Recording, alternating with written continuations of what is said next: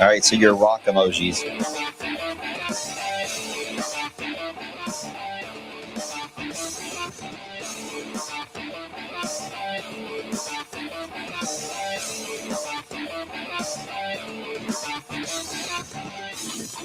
I am not wearing a red tie.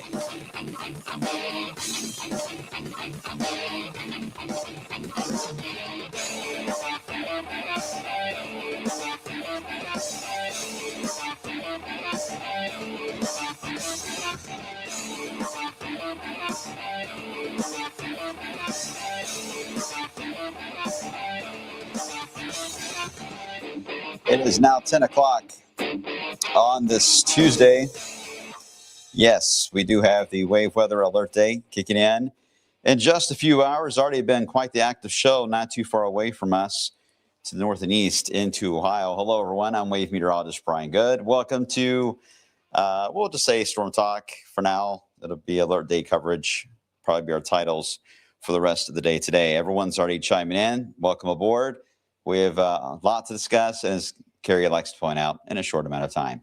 But I'll try to keep it as simple as I can today and not a lot of weather models and stuff on the jargon, because at this point, I don't want to get lost in all that with my message that I want to bring out. So I want to make sure to keep everything as clear as I can on what the elements are we're looking at, timing, who is more at risk than others, and how this is probably the first of about 3 alert days the way this is looking this week. I know it's alert day week.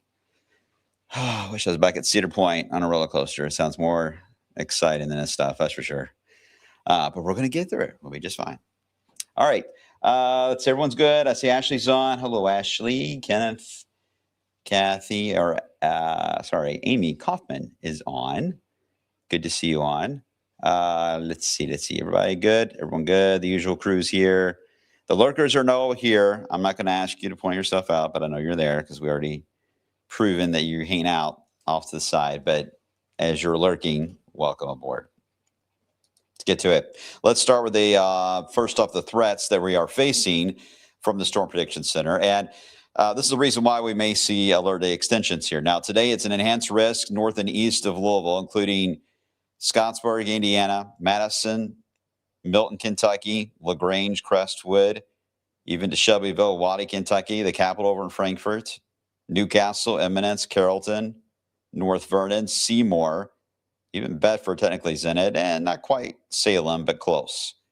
And the slight risk, level 2, is going to be the Louisville area, Shepherdsville, Brooks, Kentucky, Taylorsville Lake, Bardstown, Springfield, Kentucky, Gravel Switch, Lebanon, Kentucky, E-Town, Hardinsburg, Brandenburg, heading to English, Indiana, and Paoli. And then the low-end severe risk is going to be into the rest of really Breckenridge County, Litchfield, Hodgeville looks to be more in the marginal, Munfordville, Greensburg, and Columbia. Don't say we don't always mention all your towns. That took forever. But at least want to demonstrate, yes, we are watching everyone that's in a tiered risk today. So if you are in the enhanced risk or in the brownish color there, that is where you're most at risk for these thunderstorms later today.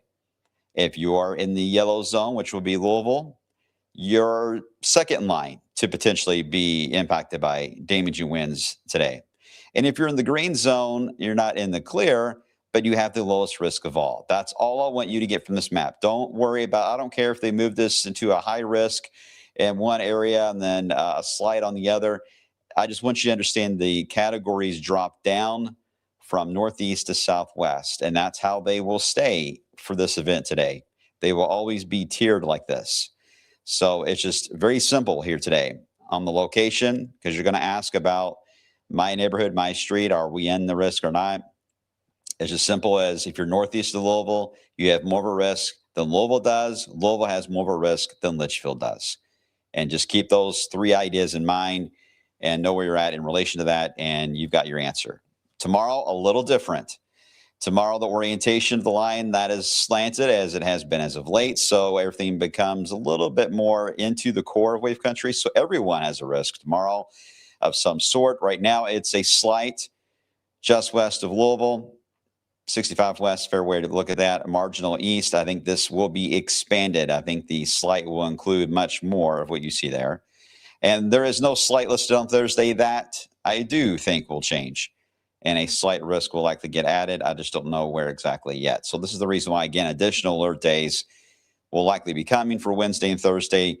We're just trying to get through this one first to see how well the data handles the setup today, because it is a very volatile setup as far as how much heating we have. To have this much wind energy and an incredible amount of humidity and storm heat for this time of the year, once again, the two don't get along very well. You blend these two theories, idea, or these two weather patterns together that don't normally meet up like this, then today is a bit of a wild card. So that's the reason why we want to see how today's data is handled, and that'll give us a good idea of where to go from there. Fair enough? Good. Now, here's a live look at the Great Lawn, looking from downtown Louisville. Nah, not too bad. It is hazy out. Some of that actually has been some of the wildfire smoke way up north, but more humidity than anything right now is creating that hazy sky. Some of you can see a little bit more of the blue, and you'll see some of the cumulus clouds as a result. Everyone else, a little more of the hazy look outside. It is heating up. We made it to, I believe, 93 yesterday, one of the harder days of the year. I don't know if we hit 94.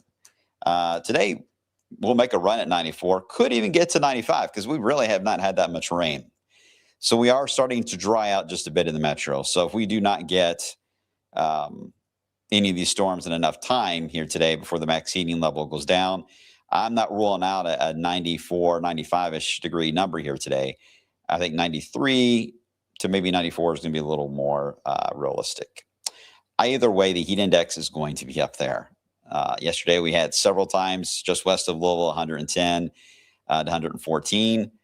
And that is a type of air you just can't breathe very well in. So while we're talking about severe weather, there's other elements here of dangerous weather when it comes to heat that I don't want you guys to be caught off guard, because the heat illness and heat stroke are the sneakiest type, because even those that are very, very healthy just don't pay attention sometimes to those signs your body's giving you. And we have a lot of heat-related deaths in Kentucky. And so while we're talking about severe weather, don't forget about the hot side as well. Again, 85 here in Louisville. Did I add in heat index? I did. Okay, so it feels like 92 already now, and it's 10 o'clock in the morning. 93 at Fort Knox already feels like 95 into Jasper. Okay, so this is the key, though. All this heat and humidity is right up against where you see the numbers are not as red there into Indiana and Ohio behind the banner. That's because they've had nonstop showers and storms here this morning. But you build this much heat just south of where those storms are tracking. Well, that's just tempting the storms now. It's like you're fishing here with the best earthworm you've ever had for bait, and they're like, oh, wait a minute, look what they got. We like what they have down there. So we're going to build that way, and they will do just that. They will attempt to build in our direction. However, when they try to build in our direction, we will likely see them begin to fall apart. And that's because there's just too much heat that comes into play. Oh boy, we got some spammers in here. What'd you say, David? I'll read your comment. I shouldn't read your comment, but unfortunately, the comment will be deleted after. I should become a meteorologist because the only job I can lie on national TV and keep your job. Weather science, they say we get fire notice at work. Okay. David, you had your piece. See you later. Adios. We don't need negativity in the blog here. All right. You can state your opinion, but at the same time, you're just insulting everybody here, because everybody is a junior meteorologist in this group. If you've never been to StormTALK, that's how they all are. So don't worry, guys. I got your back.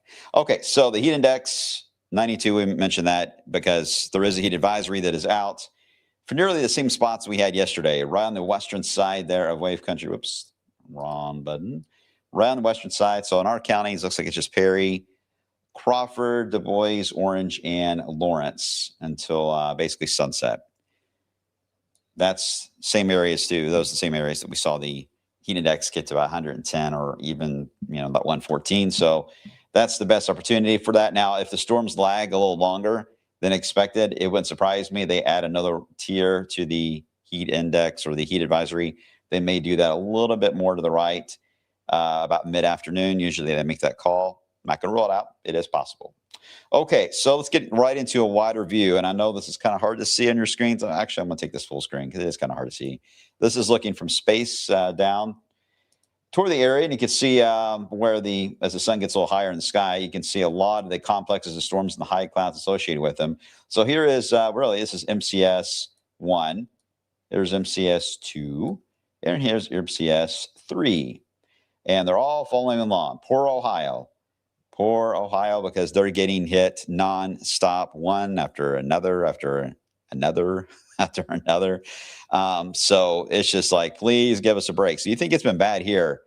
Could be worse. I mean, this area has just been nonstop with severe thunderstorm warnings, flash flood warnings, middle of the night, intense bolts of lightning here, not thunder, wake you out of bed, and an occasional tornado warning mixed into this whole mess. And it's all part of, in a sense, the ring of fire kind of aspect that we've talked about before.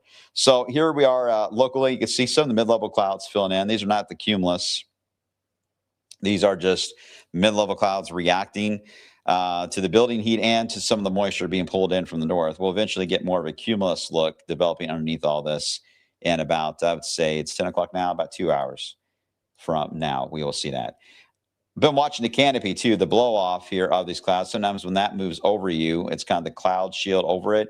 If it moves over your area, it can actually limit your fuel and take down your cape. But as of right now, the flow is strong enough west-east that it's carrying these clouds on top of these thunderstorms. It's carrying them more actually east than it is south.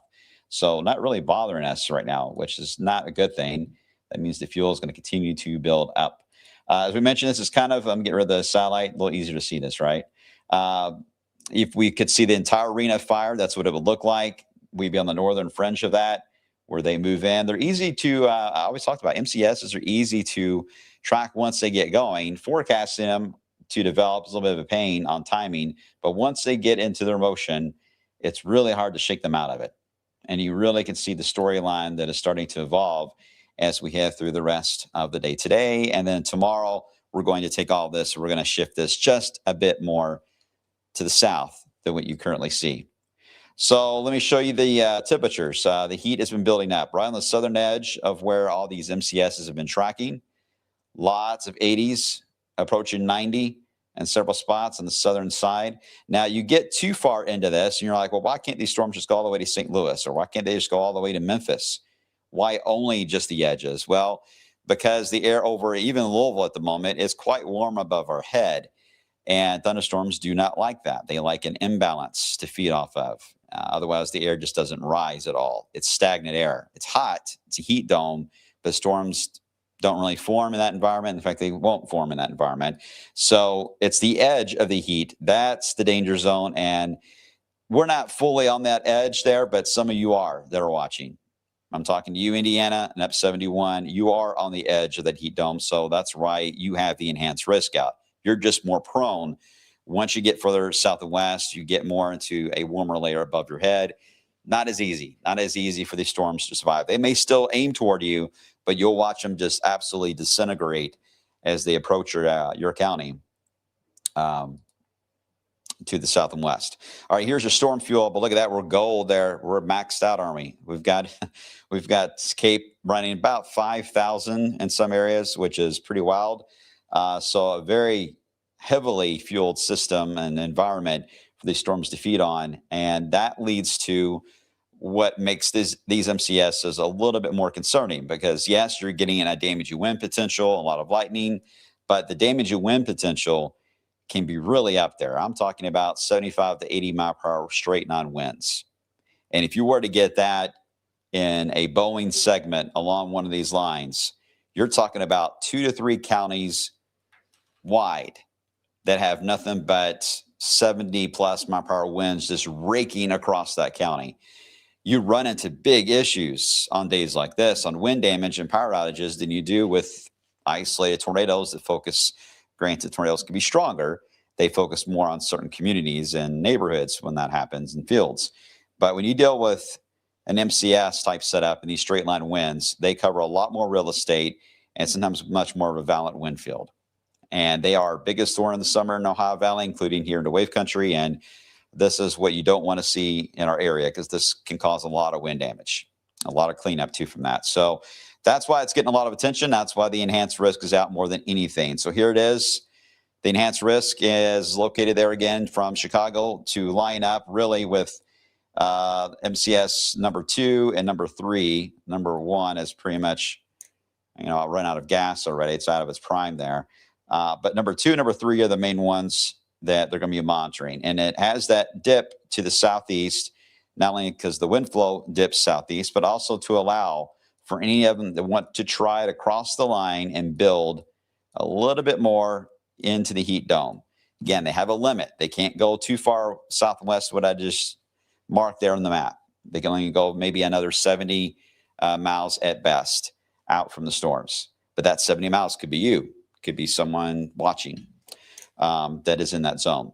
Let's break it down even more. We'll start with a closer in view of that enhanced risk. I went through all the cities earlier that were mentioned in it, so it's the same idea. So let's break it down by tornado potential. Well, tornado potential, it's a low end, but it's there only just because anytime you have any type of outflow boundaries and a lot of moisture like this at play, your bases are pretty low to the ground. As we've said before, even a slight little spin just generating a funnel, you don't have too far away from the funnel and the tree line or the ground to go. And so your tornado potential can be a little bit more elevated on days like that. Doesn't mean there's going to be powerful tornadoes. It just means that the ability for them to stay, instead of just funnel cloud form, they can actually touch the ground and become tornadoes a little bit higher on days like this because it is so humid outside. And you're going to see, if you get some of these storms today in your backyard, they impact you, you're going to see some weird looking clouds. We call these scud clouds. That would be low hanging. They may have a little bit of a different color appearance, the cloud behind them, so they stand out. And many times our photos we get are these scud clouds. Just remember, if you've ever taken Storm Spotter class, you know what I'm about to say. But that's great. You can see that if it's hanging down low, but if it's not rotating, it's just the scud cloud.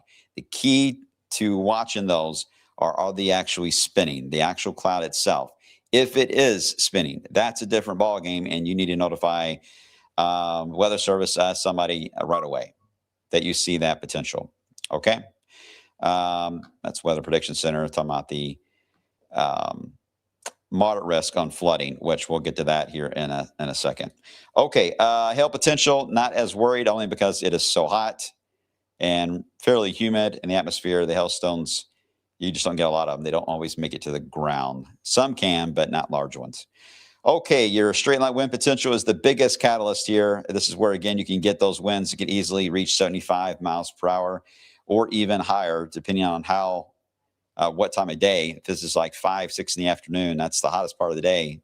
That's when your wind speed gets maxed out. I've been noticing the average forward motion on these storms has been about 55 to almost 60 miles per hour is their motion. In some cases today, they may go faster than that. So, yeah, these are the type of storms you can't outrun. But we'll watch and see, especially, again, from Seymour to LaGrange, Shelbyville, just be extra weather aware as these pass on by. All right, here is a Futurecast. We're going to go hour by hour with this. And so pay attention right on the map. Not all the models have done great. That's not unusual just because of the volatile situation and how fast these things move by the time another weather balloon gets launched. Most of them are over, and so it's trying to catch up with what happened. So some weather offices will launch multiple weather balloons in a day to try to capture some of the missing data. Otherwise, we really just have to nowcast this by looking at the good old-fashioned satellite and radar on our own. But I think the HUR has got a decent approach to this, so let's advance it. Here we are at 5. This is MCS number 2. It is approaching, let's see, Cincinnati at 5 o'clock. By the way, alert day is going to start at 3, and we're going to extend it till at least midnight, 3 to midnight today. And 3 o'clock for mainly those of you up 71.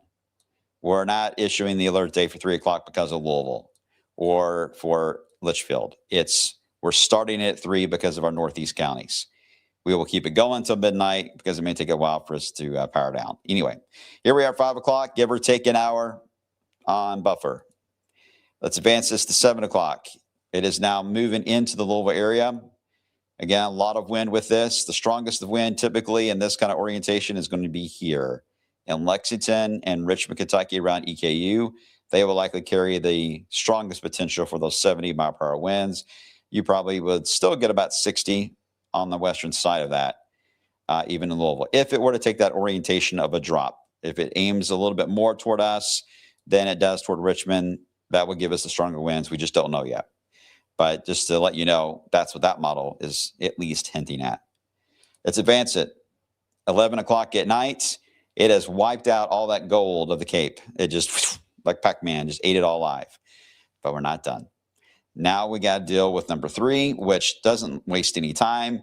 It begins to move in. This time it's nocturnal.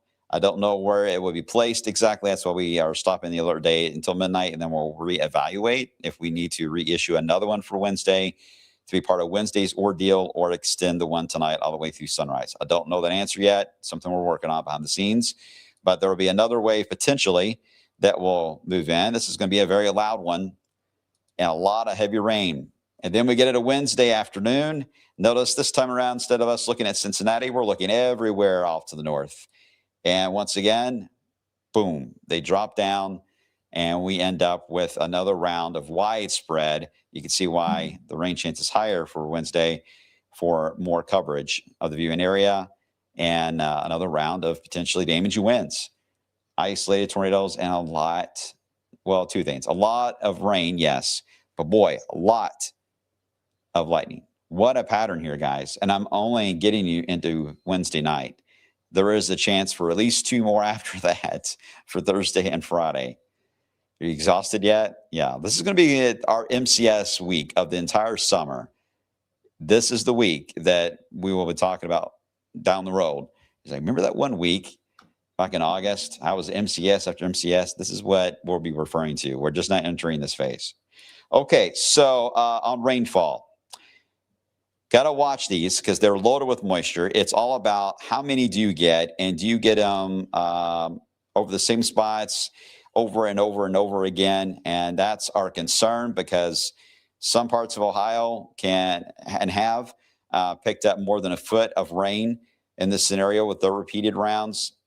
We don't have any of those values showing up in our area with this setup, but models underplay MCS flooding events almost every time.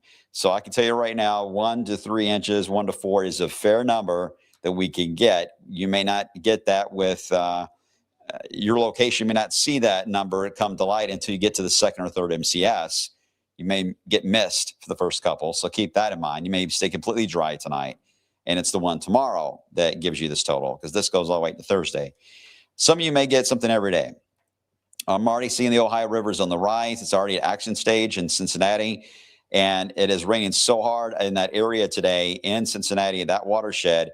The Ohio River will eventually start to rise, even in Louisville. Even if we miss the heavier rain, we will see a rise. I don't see it going to action stage yet, but there will be a difference in the Ohio. The Ohio will be a very muddy look to it, by the way, in the coming days, because so much is going to be flowing down. You're going to have a lot of tree branches flowing down the river. The river in general is going to be a little bit more dangerous. Thank you, Wavy.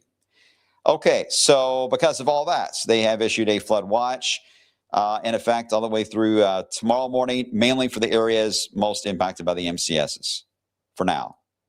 Will they expand this more west? Probably so. But this is a good starting point. We're going to start there. And as we are doing, we're reevaluating on how that will play out. Before I go on, any questions on anything I just explained in the short term here?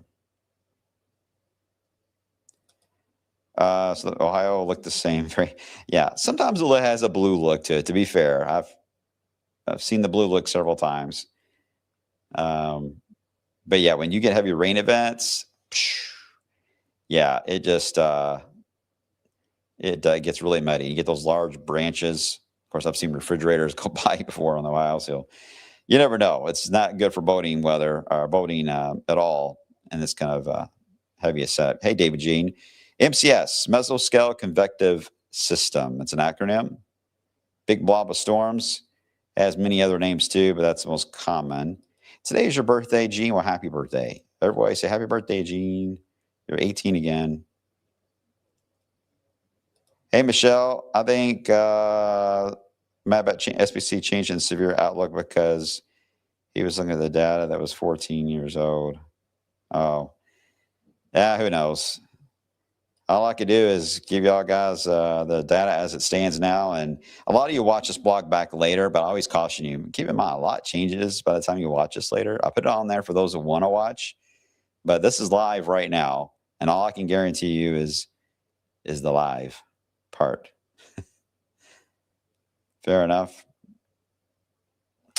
Okay. Everyone seems good. Good. Any other questions? Wayne's counting down the bots over. Yep, ain't in there. This week's going to distract me a bit from looking at a lot of winter stuff, but I don't think anyone's complaining. I posted one stuff about winter the other day, and everybody's like, oh, it's too early. I'm like, oh, boy, here we go. It's always the fun time of year for my email inbox.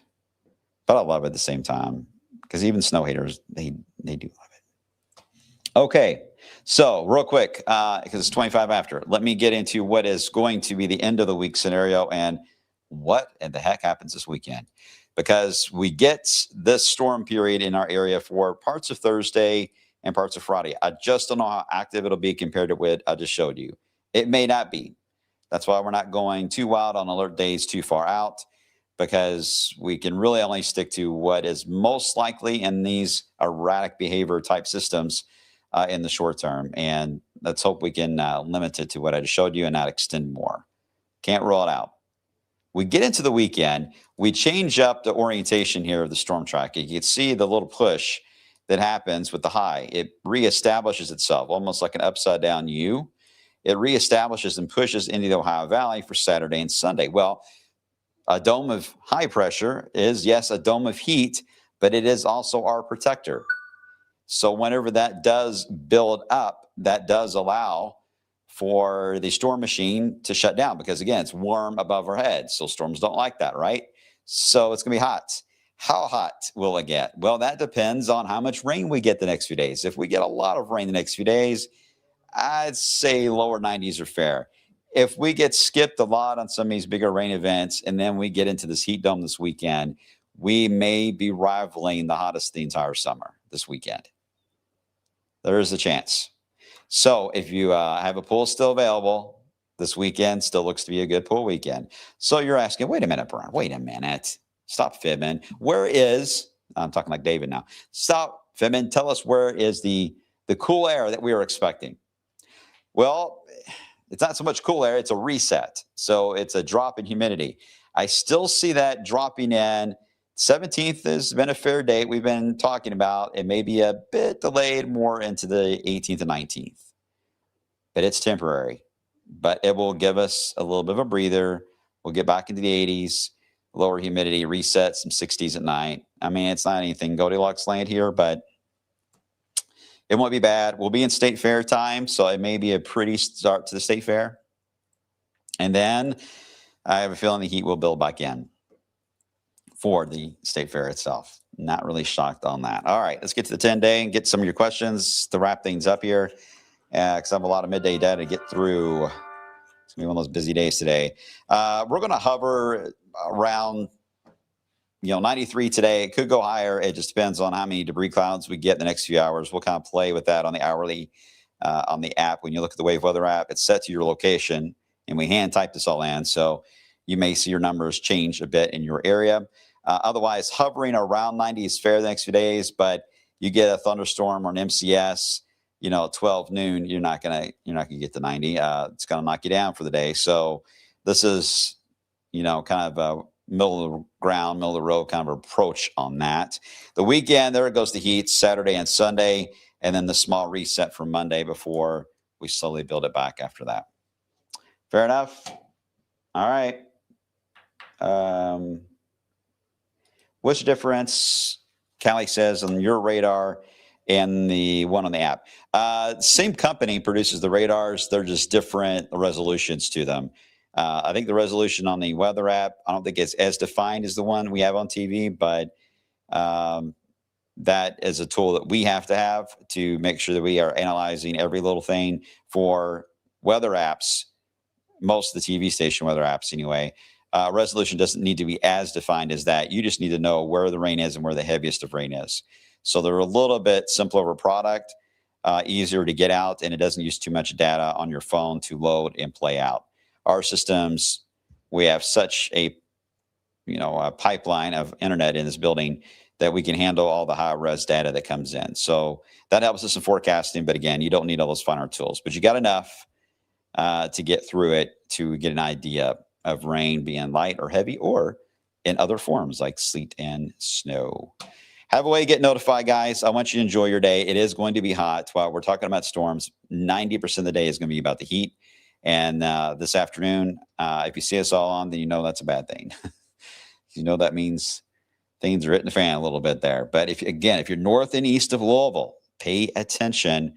Things can change fast with some high winds rolling in the area. Thanks for watching, guys. I'll see you on the flip side.